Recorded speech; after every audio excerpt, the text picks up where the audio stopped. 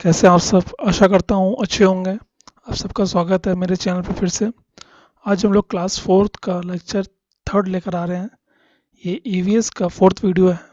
अगर आपने प्रीवियस के 3 वीडियो नहीं देखे हैं वो प्लेलिस्ट में आप जाकर देख सकते हैं, और डिस्क्रिप्शन में मैं लिंक भी दे दूँगा जहाँ से आप तीनों वीडियो देख सकते हो। और ये आपके रिवीजन के लिए बहुत हेल्पफुल करेंगे, क्योंकि यहाँ ये रिवीजन पॉइंट ऑफ व्यू से मैंने बनाया है। जिसको नहीं पता वो बेसिक तरीके से यहाँ पढ़ सकता है और उसको समझ में आ जाएगा। तो चलिए शुरू करते हैं।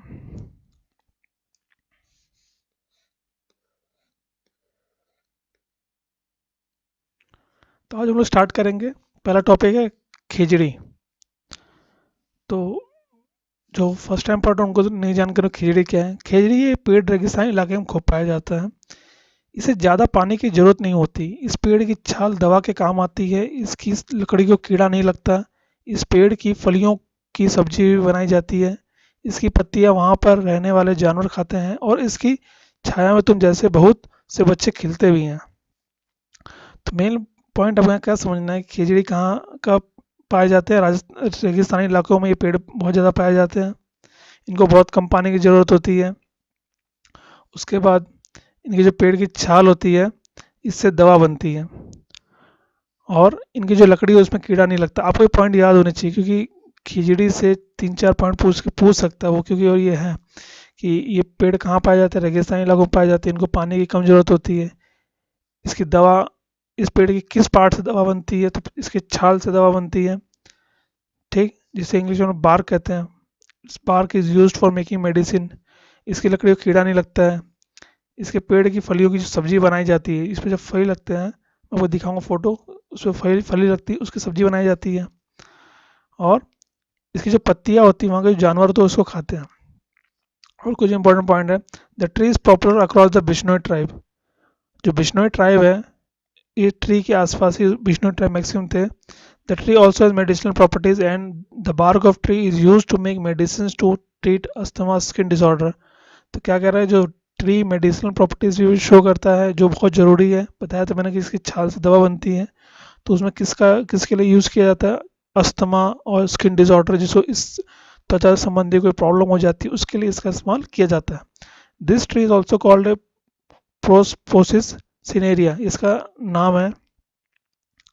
ठीक, तो ये खिचड़ी ट्री के बारे में बात है। ये खिचड़ी ट्री इसके बारे में बात है। आपको यहाँ पे लगभग 4 पॉइंट पता होने चाहिए, क्योंकि क्वेश्चन यहाँ से एक सीधा नहीं पूछेगा, यहाँ से आपको पॉइंट वाले क्वेश्चन पूछेगा, या 4 ट्री दे देगा, उन्हें पूछेगा कि किसका मेडिसिनल प्रॉपर्टीज़ है, किसकी नहीं है। यही पूछ लेगा कि तना से किसकी मेडिसिनल प्रॉपर्टीज़ मिलती हैं, या जड़ किसकी मेडिसिनल प्रॉपर्टीज़ मिलती हैं। ऐसा तो आप घुमा के टफ करके पूछ सकते हैं, बट इसलिए अगर आपको पॉइंट पता होंगे तो आपका गलत नहीं होगा।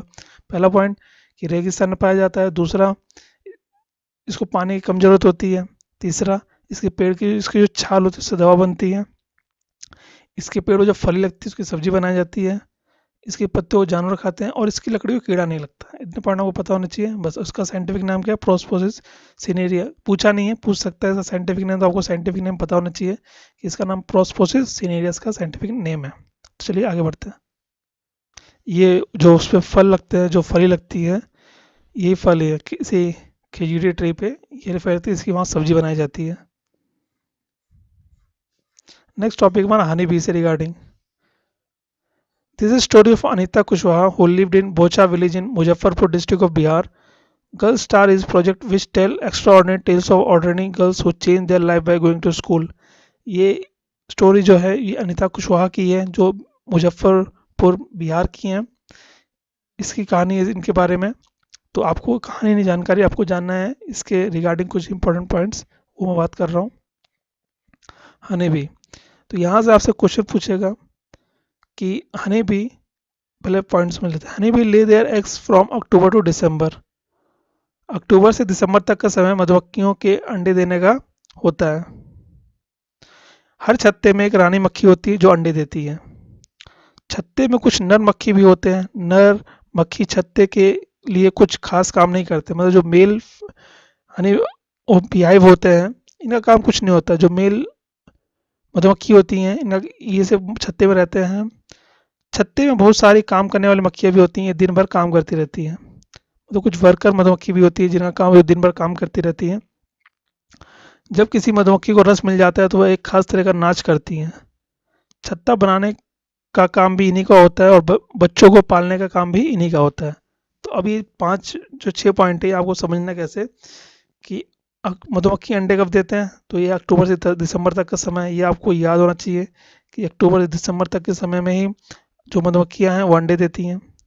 यहाँ से क्वेश्चन कई बार पूछा गया है, ये सीधा डायरेक्ट, ये मधुमक्खी अंडे कब देते हैं। हर छत्ते में एक रानी मक्खी होती है जो अंडे देती है। अंडे कौन देते हैं, रानी मक्खी देती है। मेल वर्कर रहते हैं, इनका कोई काम नहीं है उसमें। छत्ते में बहुत सारे काम करने वाली मक्खियाँ होती हैं, ये दिन भर काम करती हैं। छत्ते में कोई एक वर्कर्स भी होते हैं मक्खी। जब किसी मधुमक्खी को रस मिल जाता है तो एक खास तरह का नाच करती है। जब किसी मधुमक्खी को किसी जगह लोकेशन पे रस मिल जाता है तो एक खास तरह का नाच करती है। उससे क्या होता है कि जो और जो मधुमक्खियाँ हैं उनको जानकारी इसकी मिल जाती है और सब उसी तरह बढ़ जाती है आगे। छत्ता बनाने का काम भी इन्हीं का होता है और को बच्चों को पालने का भी। और जो मधुमक्खी होती है वर्कर मधुमक्खी, इन्हीं का काम क्या होता है, छत्ता बनाने का। ये छत्ता देख रहे हैं, इनका इसी को बनाने का काम भी इन्हीं का होता है। और जो बच्चे होते हैं, मतलब जो अंडे से जो बच्चे बनते हैं उसको उनको पालने का काम भी इन्हीं वर्कर मधुमक्खी का ही होता है। ठीक, ये इसके इंपॉर्टेंट पॉइंट थे। यहाँ से क्वेश्चन कई बार आया है और क्वेश्चन पूछने का पैटर्न बदल सकता है, बट आपको पॉइंट पता होंगे तो आपका गलत नहीं होगा। इजी पॉइंट है, एक बार पढ़ेंगे तो क्लियर हो जाएगा, 2 बार पढ़ सकते हैं और क्लियर हो जाएगा। ठीक, तो चलिए आगे बढ़ते हैं। नेक्स्ट टॉपिक है एंट, चींटी। आज का लास्ट टॉपिक है एंट के बारे में। देखिए मैं आपको वही चीज़ पढ़ा रहा हूँ जो आपके लिए ज़रूरी है, मेन कंटेंट ला के पढ़ा रहा हूँ। तो सेम जैसे कि हमने अभी मधुमक्खी के बारे में पढ़ा, वैसे चींटी के बारे में सेम है। तो थोड़ा बहुत पॉइंट डिफरेंट है, वो आपको याद रखना है कि queen and lay their egg.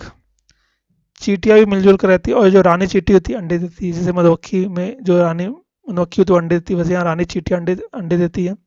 सिपाही चींटी बिल का ध्यान रखते हैं, इसमें सोल्जर होते हैं, ठीक, जो उस बिल की सुरक्षा करते हैं। काम करने वाली चींटियां भोजन ढूंढकर बिल तक लाती हैं और जो चींटियां वर्कर चींटियां जो होती हैं, जो काम करने वाली होती हैं, वो भोजन को ढूंढ ढूंढ के उस बिल तक लाती हैं।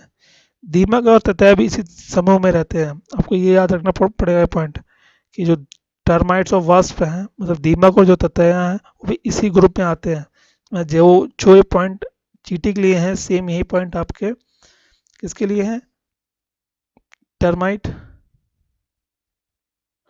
और वास्प, मतलब कि दीमक जो होते हैं उनके लिए भी यही सेम पॉइंट है। तो ये आज का वीडियो बस यहीं तक था। अगर आपको आज का कंटेंट अच्छा लगा हो तो लाइक कर दीजिएगा। अगर आप मेरे चैनल पर पहली बार आए हैं तो चैनल को सब्सक्राइब कर दीजिएगा। आपको ऐसे ही कंटेंट मिलता रहेगा जो आपके लिए बहुत ज़रूरी होगा सीटेट एग्ज़ाम के लिए, और सीटेट की ईवीएस के लिए बहुत हेल्पफुल रहेगा। आपको ज़्यादा इसमें टाइम 10 मिनट का वीडियो रहता है, आप पढ़ सकते हैं, इसके बाद आप प्रैक्टिस करिए क्वेश्चंस की, आपका दिक्कत नहीं होगा। ठीक, तो वीडियो यहीं पे एंड करता हूँ। Thank you.